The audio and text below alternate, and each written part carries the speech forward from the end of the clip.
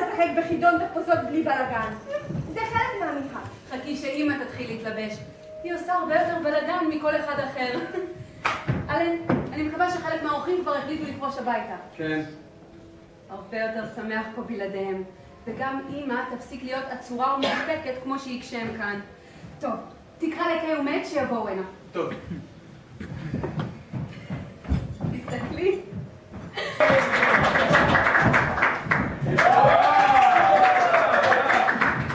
טוב, הסצנה הבאה היא... החלטתי שהקהל יסלח לנו אם נציג איש מגמגם שמנסה להגיד ברוכים הבאים, אבל כל מה שיוצא לו זה רק מאץ', את תהיה עם ההסכנה שלו. כן, אני זוכרת. מי אני? כבר שכחתי. קוראים לך ברט, רק תלבש משהו יותר מצחיק. ג'ון, תמצאי גם לאט פה משהו. בשבוע שעבר ביקרתי את הדוד שלי בלונדון. והיינו בתיאטרון 3 פעמים. ראינו טילי מבלומסברי, סינדרלה ועידן התשוקה. אני הכי אהבתי את בעלה של סינדרלה. די, אז אתם יודעים. חשבתי שרובי היה אמור לחזור בקרוב. זה נכון שהוא קצין? אתה לא היית קצין, נכון, אלן? לא. אני הייתי רק רב טוראי. סרט אחד, זה הכל. אפס מאופס. להתקדם לדרגה יותר טובה? לא. אלן הוא חסר שאפתנות. נכון, יקירי? לחלוטין. לו הייתי גבר, הייתי רוצה להיות מישהו נורא חשוב. מה אתה עושה עכשיו, אלן? שמעתי שאתה עובד במשרדי העירייה. כן. באגף המיסוי והגבייה. פקיד פשוט, לא יותר מזה. זה לא משעמם לך? משעמם. אלן לא מפחד משעמום. בטח יש לו בראש כל מיני סיפורים והרפתקאות שאף אחד לא יודע על קיומם.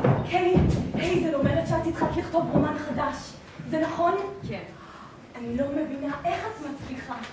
זאת אומרת, גם אני בטח הייתי יכולה אם הייתי מתיישבת ומתחילה עם זה כמו שצריך. אבל אני לא מבינה איך את מצליחה להתחיל. ומה עשית עם רומן הקודם? שרפתי אותו. למה? כי הוא היה מזוויע. אבל לא חבל לך כל הזמן המבוזבז? אולי. תחשבי על זה, ג'ון. כמה זמן אנחנו מבזבזים סתם. לא נכון. אני תמיד עושה משהו. אפילו עכשיו שאני כבר לא צריכה להתנדב במזנון הצבאי, אני כל הזמן עסוקה. על מה את צוחקת, נץ'? טוב, תעזרו לי לצחוק. את תמיד צוחקת עליי. בטח בגלל שאני לא חכמה כמוך. וכולנו אוהבות להגיע לסאות'המפטון. חוץ מהמקרים שהן מגיעות לפלימות, תיקח אותנו השט. וכמובן שכל קורות המגזינים אוהבות לקרוא איזו כתבה פיקנטית על אחת הפייבוריטיות הזוהרות שלהן. הן נראות לי מאוד יפות ונחמדות, אבל נדמה שלכולן אותו פרצוף. זה נכון. לכולן יש את אותו הפרצוף. וכך גם לראות הכתבות הפיקנטיות שלי עליהן. לפעמים יש לי תחושה כאילו כולנו פשוט רצים בסיבובים. כמו סוסי קרקס. את כותבת רומן חדש? לא, יקירי, אני לא. אני אומרת לעצמי שיש היום יותר מדי אנשים שכותבים רומנים. אולי יש בזה משהו. ככה זה באמת נראה. אבל רק לפעמים. זאת לא הסיבה האמיתית, אלן. האמת שאני חושבת שהרומן שלי היה די שונה ממה שכותבים בדרך כלל. אבל ברומן הבא, גם אם בקודם לא הצלחתי. אבל העניין הוא שאני פשוט לא יכולה. הפעם האחרונה שכתבת קיי, אני מתכוון כשכתבת אליי, הייתה לי תחושה שאת אומללה. באמת הייתי אומללה. נדמה לי שזאת הסיבה שנזכרתי בך, וכתבתי לך מכתב. זו לא המחמאה הכי גדולה עבורך, אלן, נכון? זה דווקא כן מחמיא לי באופן מסוים. כן, קיי. אני מוכן לקבל את זה כמחמאה. אלן, אני לא יכולה להסתכל על הג'קט שלך. הוא נראה כל כך... אתה נראה איתו כל כך מוזנח. כן, את מבינה, אני לובש אותו רק בבית. זה ג'קט ישן, זה כמו חלוק. במקום הג'קט השני, עליו אני שומר. כמובן שלא הייתי צריך ללבוש אותו היום, אבל את יודעת, כוחו של הרגל. אני אחליף בגדים לפני שיגיעו כל השאר. למה היית כל כך נולז כשכתבתי בפעם האחרונה? היה לי רומן ארוך ומתמשך לסירוגים, שבאותה תקופה זה נגמר סופית. זה נמשך 10 שנים. היה לי רע כל עוד זה נמשך, אבל כשזה נגמר נעשה לי בלתי נסבל ממש. הוא היה נשוי, עם ילדים.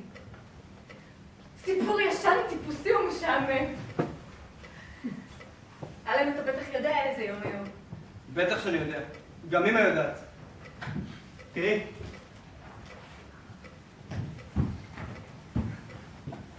אלן, אתה פשוט מלאך.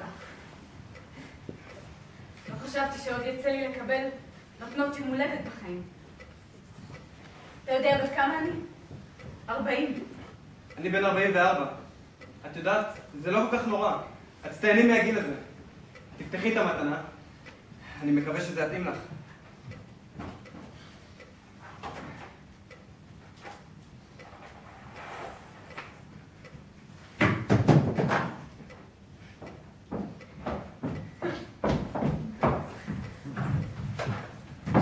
כל העולם הוא לברוא אותו מחדש בכל חלקיק שנייה.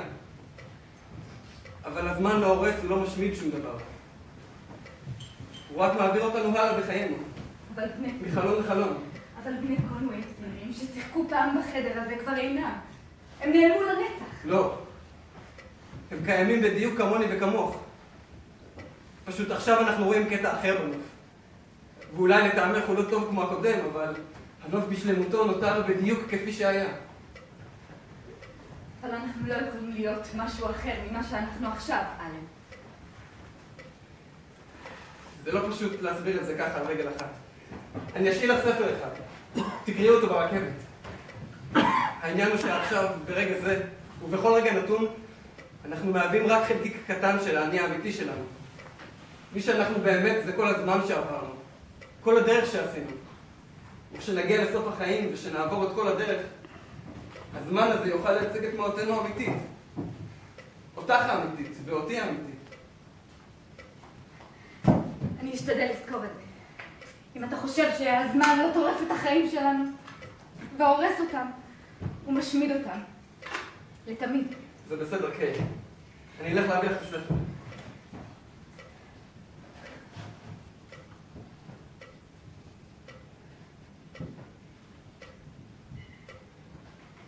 את יודעת, אני בטוח שמחצית מההצהרות שלנו נובעות מזה שאנחנו מאמינים שהזמן טורף לנו את החיים. זאת הסיבה שאנחנו מתרוצצים ונאחזים ופוגעים אחד בשני. כמו אנשים מבועלים על ספינה שוקה. כן, משהו כזה. אבל תודה לאל שאתה לא עושה את זה, אלן. זה קל יותר לא לעשות אותם אם מסתכלים על התמונה הגדולה. כאילו היינו בני על מוות. בדיוק. וכאילו הרפתקאות גדולות לפנינו. מדברת. ותהיתי אם היא מתכננת לעזוב את ג'ונינגהם. ג'ון רק נוסעת לבקר את דודה שלה. היא כל פעם מתארחת אצל דודה כזאת או אחרת.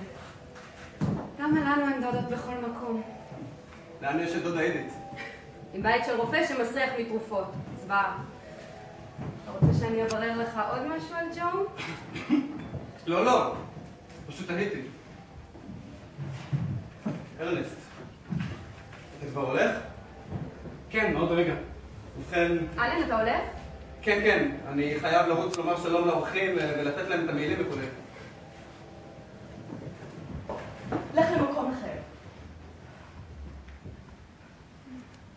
את נראית כל כך יפה, ים ג'ון. באמת? אוי, זה נחמד מאוד מצדך. אז אני יכול להישאר? לא. בבקשה, אלן. המשחק יהיה הרבה יותר כיפי, פשוט תתחבא בחדר אחר. אל תהרוס. מה ארוס? את המשחק, כמובן. בבקשה, אלן. תהיה ידיד. לא, לא, אתה כבר לא יכול לצאת מפה. אתה תאלץ לצאת דרך החלון ולעשות סיבוב.